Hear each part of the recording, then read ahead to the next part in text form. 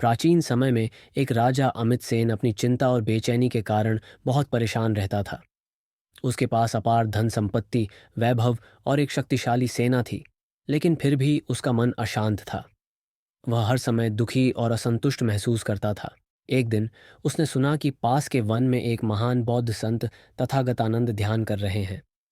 राजा उनके पास गया और कहा, गुरुदेव, मेरे पास सब कुछ है, फिर भी मेरा मन कभी शांत नहीं रहता। मैं हमेशा अशांति और चिंता में घिरा रहता हूँ।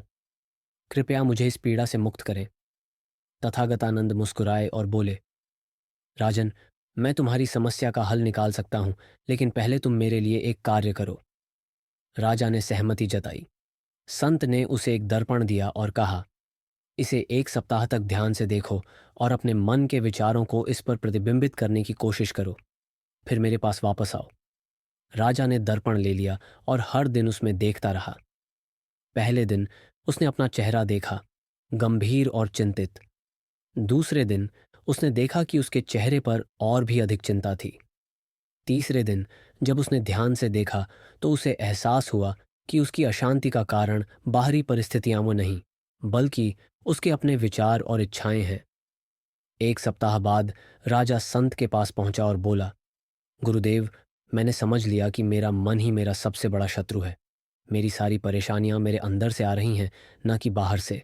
संत ने कहा, सही कहा राजन, ये दर्पण तुम्हारे मन का ही प्रतिबिंब था। जब तक तुम अपने मन को शांत नहीं करोगे, तब तक बाहरी चीजें तुम्हें शांति नहीं दे सकती। जो व्यक्ति अपने विचारों पर नियंत्रण पा लेता है, वही सच्चा राजा होता है। राजा को बोध हो गया।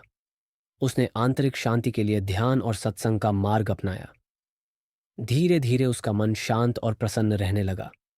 शिक्षा: हमारी अशांति बाहरी दुनिया से नहीं, बल्कि हमारे भीतर से आती है।